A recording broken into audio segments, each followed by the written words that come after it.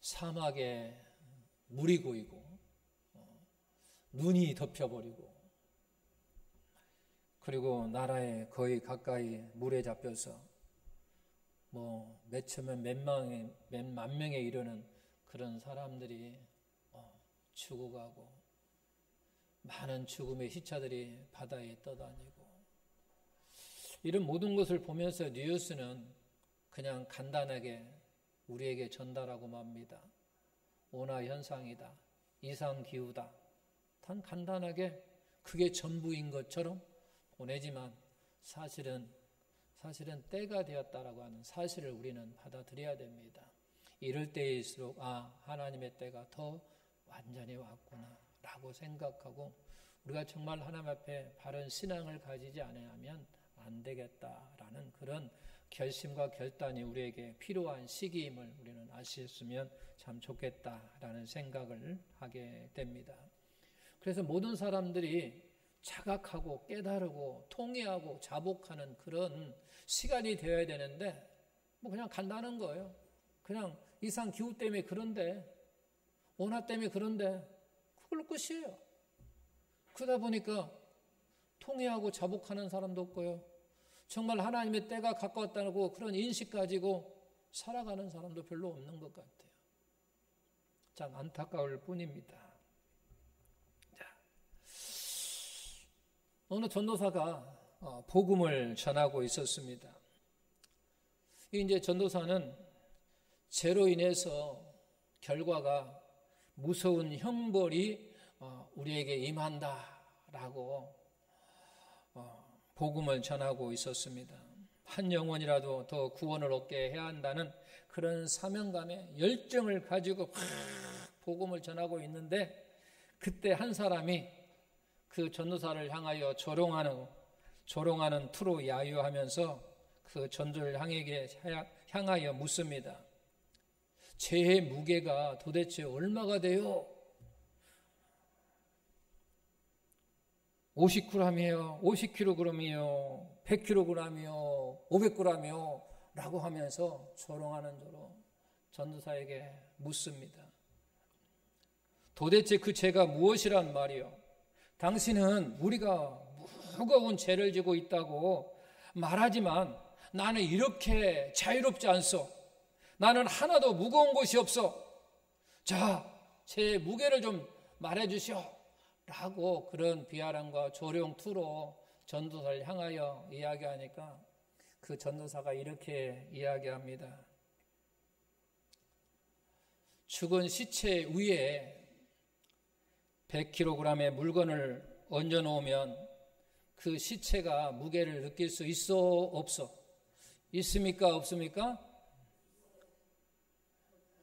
그 시체가 무겁다며 벌떡 일어나던가요? 라고 물어보니까 이미 당신은 죄로 인해 죽었기 때문에 그 무게를 느끼지 못하는 것이요 라고 말했습니다. 당신은 죄로 말미암아 죽었기 때문에 그 무게가 얼마인지를 죽은 시체처럼 느끼지 못한다라는 거예요. 자, 대단한 답변이죠. 이들은 이렇게 답변하면 할 말이 없겠잖아요. 그리고 지금도 이 지구는요, 거대한 지구는 돌고 있습니다. 그러나 어느 누구도 지구가 도는 소리를 듣지 못합니다. 여러분, 지구 돌아가는 소리 들립니까? 지구가 공전하고 자전할 때 소음이 나지 않아서가 아니에요. 돌아가는 소리가 너무너무 커서 그 진동의 폭이 너무 크기 때문에 우리 귀로 감당할 수가 없는 거예요. 이와 같이 많은 사람들이 자신이 죄인임을 깨닫지 못하고 살아가고 있다라고 하는 거죠. 죄가 없어서가 아닌 거예요.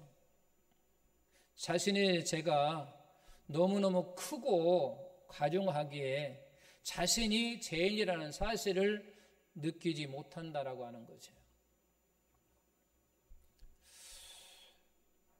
그리고 우리가 지구는 너무 커서 잘 느끼지 못한다면 사람이 큰 사고를 당했을 때 아프다고 소리 질러대는 사람은 죽을 확률이 거의 없다고 합니다. 자기가 죽을 것처럼 막 고함치고 아프다고 막 그냥 악을 써도 그 사람은 죽을 확률이 거의 없다고 합니다. 그런데 아무런 고통을 느끼지 못하는 사람은 정말로 위험하다고 이야기합니다. 그 사람은 고통이 없는 것이 아니라 그 아픔이 얼마나 큰지 자기 자신이 지금 느끼지 못하는 거예요. 자각하지 못한다라고 하는 거죠. 아주 이와 같은 사람이 위험한 상태라고 하는 거죠. 이런 경우 자신의 신체 일부가 잘려나가기도 별다른 고통을 느끼지 못한다고 합니다. 이처럼 죄도 마찬가지라고 하는 거죠. 죽은 시체에 올려놓은 무게나 지구가 돌고 있어도 그것을 우리가 듣지 못하는 거나 너무나 큰 사고를 당하여 느끼지 못하는 것처럼 우리의 죄도 마찬가지라고 하는 거죠. 자신의 죄가 얼마나 큰가에 대해서 전혀 자각하지 못하고 있다라고 하는 거죠. 뭔가 자신이 아프다는 것을 알아야 우리가 병원을 찾을 처인데 건강하다고 생각하니까 병원을 찾지 않는다라고 하는 거죠. 자신이 죽을 수밖에 없는 죄인이라고 하는 것을 우리가 깨달아야 구원의 길을 찾고 구세주를 찾을 터인데 이것을 모르니까 그냥 있는 거라고 하는 거예요. 여러분, 병든 사람의 치유를 받기 위해서는 우리가 병원을 찾아야 됩니다. 의사를 또 만나야 되고요. 죄인이 용서를 받고자 하면 모든 죄를 담당하신 주님을 만나야 된다는 거죠. 주님께 나와서 용서를 받고 우리가 구원을 얻을 수 있어야 된다고 하는 거죠. 오늘 본문을 보면 도저히 용서받을 수 없는 죄인이 주님께 용서함을 받는 모습이 나옵니다. 그 죄가 얼마나 악하고 중하였던지 천인이 공로할 죄를 지었음에 불구하고 그는 용서를 받았고 주님으로부터 큰 은혜와 사랑까지 입었다고 하는 사실입니다. 그는 엄청난 정말 용서받을 수 없는 죄를 지었음에도 불구하고 그는 용서받았고 용서받았을 뿐만 아니라 또한 하나님으로부터 사랑을 받았고 은혜를 받고 그 은혜를 누리고 살아간 사람이라고 하는 거예요. 그게 바로 오늘 말씀의 다윗이라고 하는 사람입니다. 우리 본문 시편 51편 제목을 보면 다윗이 밧세바와 동침한 후 선지자 나단이 저에게 온 때에 라고 제목을 기록되어 있습니다. 이 얽힌 사회를 보면 참으로 기가 막히잖아요. 어느 날 다윗이 이렇게 밑에 내려다보다가 목욕하는 밧세바를 보고 미모에 반해버가지고 다윗은 그녀가 자신을 위해서 싸우는 장군 우리야 장군의 아내라고 하는 사실을 알고도 동침하는 죄를 짓게 됩니다. 그런데 그 한 번의 실수로 밧세바가 임신을 해버렸어요. 지금 우리야 장군은 전선에 나가서 다윗 왕과 다윗의 나라와 백성들 위하여 목숨 바쳐 전투하고 있었던 때 다윗은 밧세바의 잉태를 이제 이장하려고 한 번 그와 동침했는데 그가 임신했단 말이에요. 그 임신한 것을 바로 이장하려고 전선에 있는 우리아를 불러들입니다. 그리고 그에게 특별 휴가를 줍니다. 특별 휴가 주면서 네가 지금까지 전쟁에서 수고가 많았으니까 네 아내와 가서 좀 휴식을 취하라 라고 특별 휴가예요. 특별 휴가. 근데 그 특별 휴가 속에는요 엄청난 의무가 숨겨져 있잖아요. 뭐요? 자기의 아이를 누구의 아이로 우리아의 아이처럼 위장하려고 하는 거잖아요. 근데 우리아 장군은 다윗 왕의 이런 호의를 고사합니다. 다윗 왕의 신복과 장수들이 최전선에서 피 흘리며 싸우고 있는 상황에 나 혼자만 집에 가서 편히 쉴 수 없다라고 하면서 집으로 가지 아니하고 그냥 왕궁 그 밖에 문에서 그냥 잠을 자고 있습니다. 우리가 생각해 이런 충신이 어디 있습니까? 일이 이렇게 되자 다윗은 최후의 수단으로 우리아를 암살하기로 음모를 꾸밉니다. 그래서 우리아 장군을 적군 깊숙이 들어가게 하여 적군의 손에 전사하도록 하라고 하는 그 밀서를 누구에게? 그 우리아에게 지어서 누구에게? 요압 장군에게 갖다 주라고 합니다. 그런데 결국은 어떻게 됐습니까? 다윗과 국가를 위하여 충성을 바쳤던 위대한 충신 우리아 장군을 암살하는데 다윗 왕이 성공합니다. 다윗은 남의 아내, 그것도 자신을 위하여 목숨 걸고 충성하는 충신의 아내를 범했고, 그러나 다윗의 죄는 여기서 그치지 않고 우리아를 암살합니다. 그리고 결국은 우리아의 아내를 자신의 아내로 삼았습니다. 다윗은 분명 남의 아내를 빼앗은 자요, 그녀의 남편을 죽인 살인자입니다. 만인이 공로할 책임이 분명합니다. 이렇게 큰 죄를 지은 다윗이 죄를 보면 도저히 용서받을 수 없는 죄요, 악한 죄라고 합니다. 그런데 이런 다윗이 하나님 앞에 용서를 받게 됩니다. 도저히 용납될 수 없는, 도저히 용서받을 수 없는 죄인임에도 불구하고 다윗은 하나님으로부터 큰 은혜와 사랑을 잊게 됩니다. 우리는 여기에서 한번 생각해 봐야 된다는 거죠. 그렇다면 어떻게 그런 큰 죄를 지었음에도 불구하고 용서받을 수 없는 그 다윗이 어떻게 용서받을 수 있었고, 용서받을 뿐만 아니라 하나님의 큰 사랑을 받았고 하나님의 큰 은혜를 입고 살았던가, 그런 거죠. 먼저 다윗은 자신의 죄를 통해 자복하였음을 볼 수가 있습니다. 하나님이 가장 미워하시는 것이 있다면 그건 죄예요. 반대로 하나님께 가장 좋아하시는 것이 있다고 한다면 회개하는 자의 마음입니다. 우리 6절을 보게 되면 보소서 주께서는 중심이 진실함을 원하시오니, 이 중심, 우리 마음을 이야기하는 거죠. 보소서 주께서는, 하나님께서는 우리의 중심이 어떤 것을 원하냐면 진실함을 원한다라고 하는 거예요. 이 진실함이라고 하는 뭐냐면 통해 자복하는 것을 지금 이야기하는 거예요. 우리 중심이 너희가 정말로 진실함을 원한다, 통회하고 자복하는 그와 같은 진실함을 말한다고 하는 거죠. 다윗은 하나님이 회개하는 심령을 가장 기뻐하신다는 것을 알고 있었습니다. 밧세바와 사이에서 저질러진 죄를 철저히 그는 회개하고 있습니다.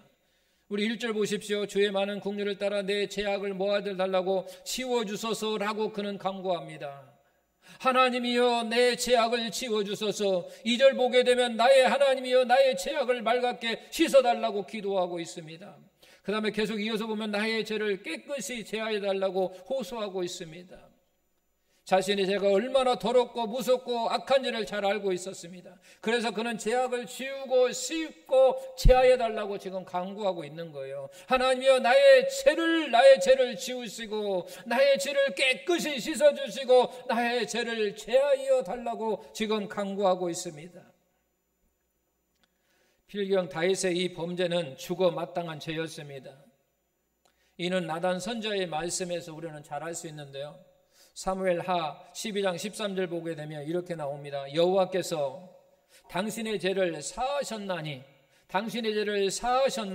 당신이 죽지 아니하려니와 라고 하는 얘기예요.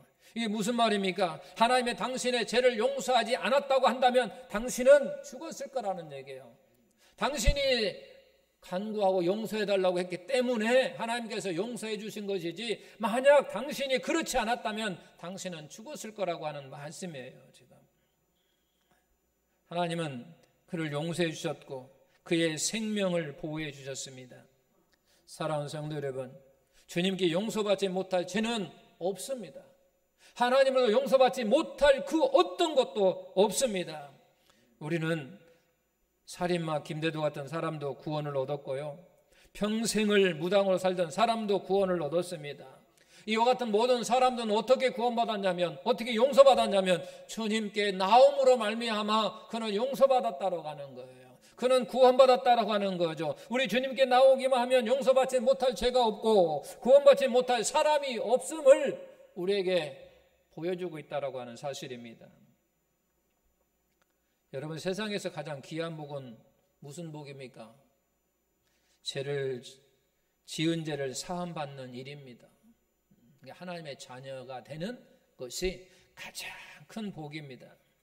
죄를 용서해 주는 것은 인간의 영역이 아니라 오직 주님의 고유 권한이고, 이런 무조건적인 자비에서만 행해지는 은총의 핵이라고 하는 거죠.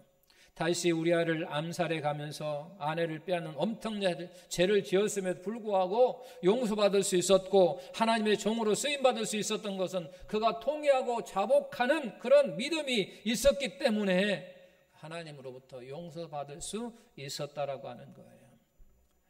심한 상한 심령으로 주님께 나오는 자마다 하나님의 은총을 입게 될 것입니다. 상한 심령으로 주님께 나오는 자마다 언제든지 주님을 붙들고 사는 놀라운 하나님의 은혜가 임하기를 축원합니다. 두 번째는 다윗은 하나님만이 죄악을 용서해 주실 수 있다라고 하는 것을 믿었습니다. 나단 선지자로부터 책망을 들은 다윗은요, 변명을 하지 않습니다. 자신의 죄를 회개할 그냥 따름입니다. 본문 10절에 보게 되면 다윗은 이런 기도를 합니다. 하나님이여, 내 속에 정한 마음을 창조하시고 내 안에 정직한 영을 새롭게 하소서. 내 속에 정한 마음을 창조하시려고 이야기합니다.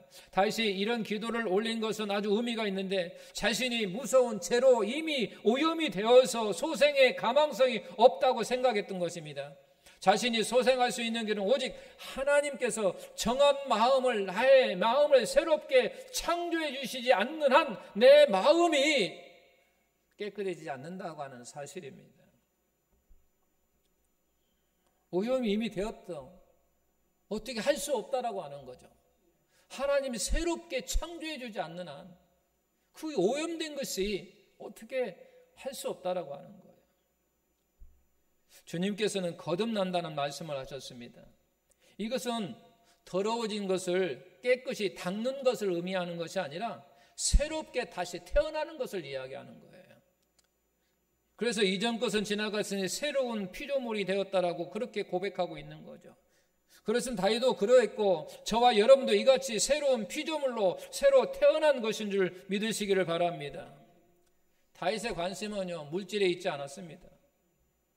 영적인 것에 있었습니다. 오로지 주님 앞에서 깨끗하고 떳떳한 심령으로 살아가기를 소원하고 있었고, 자신을 정결케 하시는 분은 오직 주님밖에 없다고 하는 사실을 그는 잘 알고 있었습니다.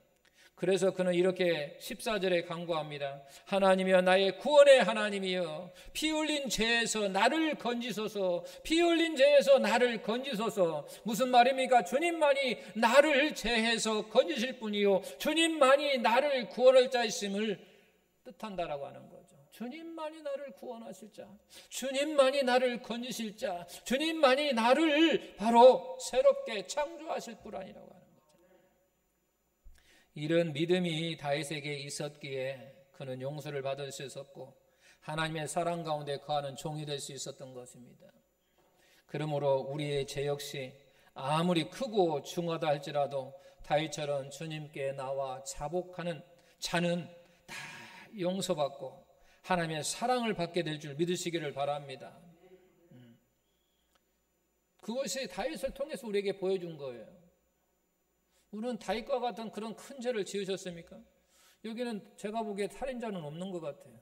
그렇잖아요. 그러나 다윗은 간접적인 살인자였대. 그럼에도 불구하고 하나님 앞에 나와 통회하고 자복하니 용서를 받았고, 오직 나를 용서해 줄 자, 나를 건지실 자, 나를 새롭게 창조하실 분은 오직 하나님만이, 우리 주님만이 있으시더라고 그 믿음을 가지고 나왔다라고 하는 거죠. 그런 다윗은 새로운 각오를 다짐하고 있습니다. 다윗의 회개를 보면 한순간의 감정에 고백하는 그런 기도가 아님을 우리가 알 수가 있습니다. 다윗은 자기의 마음을 정하게 하시고 하나님의 영으로 새롭게 해주시면 앞으로 내가 신앙인답게 살겠다라고 다짐하고 결심한다고 하는 거죠.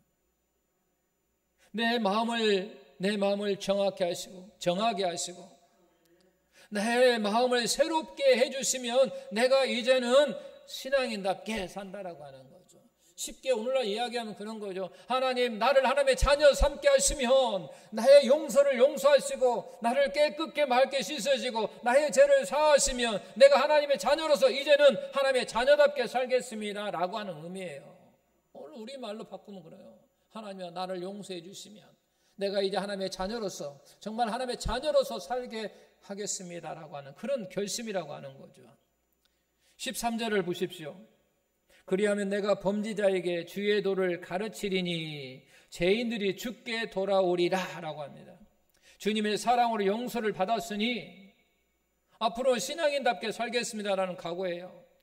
범죄자들에게 복음을 전하고 이웃들에게 복음을 전하고 주의 사랑을 베풀며 살아가겠습니다 라고 하는 그런 각오가 결단이 다윗의 마음속에 있었다라고 하는 거죠.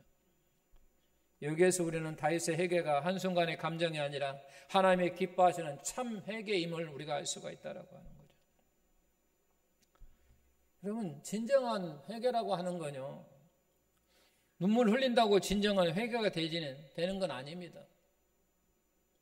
그냥 내 죄를 용서해 달라고 입술로 떠든다고 해서 그게 참 회개가 되는 것이 아니라고 하는 거죠. 참 회개라고 하는 것은 통회하는 마음으로 자복함이 있어야 된다고 하는 거죠. 통회하는 자복, 심령을 찢는 자복이 있을 때 비로소 그것이 참다운 회개가 될 수 있는 거죠.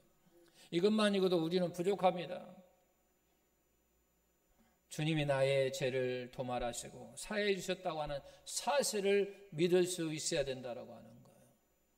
내가 이렇게 하나님께 간구하니 반드시 하나님은 나를 용서해 주셨다. 하나님은 반드시 나를 구원해 주셨다. 하나님은 내 마음을 새롭게 창조하셨다. 이런 믿음이 우리가 있어야 된다라고 하는 거예요. 그렇지 않으면요, 내가 죄의 사슬에서 영원히 매여서 자유함을 느끼지 못한다라고 하는 것은, 우리 자유함을 느껴야 된다 이거. 즉 살인자들이 대가를 지불하고 나면 자유를 느끼거든요. 그러나 살인자들이 대가를 지불하지 아니하고 도망다니면 늘 그 죄의 올무에서 고통스럽게 살아간다라고 하는 거죠. 근데 그가 잡혀가지고 대가를 지불했다고 한다면 그 살인에 대한 것은 자유를 누리고 살아간다라고 하는 거죠. 그런 것처럼 우리가 하나님 앞에 죄를 자복하고 통회할 때 바로 반드시 우리는 그에 따르는 뭐냐면, 내가 이렇게 하나님께 자복하고 통회할 때 하나님은 용서해 주신다고 하는 말씀을 우리가 믿고 반드시 하나님은 나를 용서하셨어. 그러므로 말미암아 나는 이 죄로부터 이제는 자유함과 해방을 가지고 살아가야 된다는 거죠. 그렇지 않으면 우리는 죄의 올무에 갇혀 사는 비참한 사람이 되고 말 것이라고 하는 거죠. 그렇기 때문에 주님께서 내 죄를 용서해 주셨다고 하는 이 사실을 믿는 믿음이 우리에게 있어야 된다라고 하는 거죠. 하나님 내 죄를 기억하지 않으신다고 하는 것, 하나님 나를 깨끗게 씻어 주셨다고 하는 것, 나의 죄를 제하여 주셨다라고 하는 것, 이와 같은 믿음이 우리에게 있어야 그 죄로부터 자유를 가지고 해방을 가지고 우리가 살아갈 수 있다라고 하는 거예요. 또 참다운 회개는 이것에 또 한 가지 더 붙여야 되는데, 그게 뭐냐면 굳은 결심, 결단이라고 하는 거죠. 자, 우리 13절로 다시 들어가면, 그러하면 내가 범죄자에게 주의 도를 가르치리니 죄인들이 죽게 돌아오리라 그랬습니다. 죄인들에게 주의 도를 뭐 한다고요? 가르치며 살겠다라고 하는 얘기예요. 가르치며 살겠다. 이것은 결국 무슨 얘기냐면, 내가 다른 사람에게 가르친다라고 하면서 내가 다시 두 번 다시 죄를 짓지 않고 바로 주의 복음을 전하며 살겠다고 하는 각오를 보여주고 있다고 하는 거죠. 전에는 내가 몹쓸 짓을 했어. 그러나 이제는 죄를 짓는 것이 아니라 죄인들을 주님의 품으로 인도하는 그런 삶을 내가 살겠다라고 하는 거죠. 사도 바울도 그러잖아요. 전에는 내가 핍박자요, 박해자요, 그런 얘기잖아요. 살인자였으나 이제는 그리스도의 마음으로 내가 살겠다라고 하는 거죠. 그리스도의 마음으로 이제는 하나님의 자녀답게 내가 살아가겠습니다. 십자가만을 자랑하며 내가 살아가겠습니다 라고 말하는 것처럼, 바로 우리의 심령도 비록 내가 전에는 죄인이었는데 그러나 이제는 죄를 용서받고 내가 이제는 새로운 하나님의 자녀로서의 삶을 살겠다라고 하는 그런 결심 속에 우리가 살아가야 된다고 하는 거죠. 이것은 성도의 마땅한 도리라고 생각합니다. 참여하는 자가 지녀야 할 마음의 자세, 우리도 다윗과 같은 이 마음으로 주님 앞에 서야 하겠습니다. 심령을 찢으며 통회하는 자, 주님만 바라보며 성결한 삶을 살겠다고 결심하는 그러한 모습. 우리는 다윗을 생각하면 정말로 용서받을 수 없는 거무도한 그와 같은 살인의 자였습니다. 그럼에도 불구하고 하나님으로부터 용서받았다고 하는 거죠. 어떻게 용서받았습니까? 하나님 앞에 나와서 자복하고 통회하는 심령으로 오직 하나님만이 나를 용서해 줄 거라고 하는 그런 믿음이.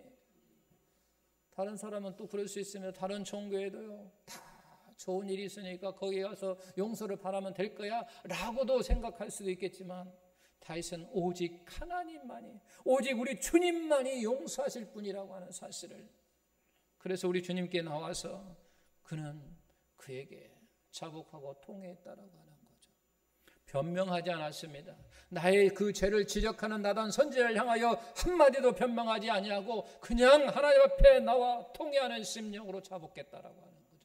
우리는 누가 무엇을 이야기하면 변명하려고 합니다. 변명. 내가 그럴 수밖에 없었어. 내가 그럴 수밖에 없었어. 내가 하지 않을 수가 없었어. 왜냐하면 이렇기 때문에라고 우리는 변명하는데, 변명하지 않았다라고 하는 거죠. 그냥 나에게 잘못을 지적할 때 그냥 하나님 앞에 나와 자복하고 통회하는 심령으로 오직 주님만이 나를 용서해 줄 뿐이라고 하는 것을 생각하고, 주여 나의 정직한 마음을 새롭게 창조해 주시고 나에게 정직함을 주옵소서. 그래서 그는 용서받을 수 있었고, 그래서 하나님만이 죄를 용서해 준다는 그 믿음 속에서 오직 하나님은 내가 하나님께 그 모든 것을 다 통회하고 자복할 때 나의 죄를 기억하지 아니하시며 나를 깨끗이 씻어주시고 나의 모든 죄를 사하여 주신다라고 하는 그 믿음을 가지고 나와 용서받고, 그러므로 말미암아 하나님의 큰 사랑을 받으며 하나님의 놀라운 은혜를 받고 그가 살아갔던 것을 우리는 말씀을 통해서 볼 수 있습니다. 사랑하는 성도 여러분, 우리에게도 누구에게 말 못할 어떤 죄가 있습니까? 하나님에 나와서 자복하고 통회하는 심령으로 용서받으시고 하나님의 크신 사랑을 받고 하나님의 놀라우신 은혜를 받음으로 말미암아 그 모든 것을 풍성하게 누리며 신앙생활할 수 있기를 예수님의 이름으로 축원합니다.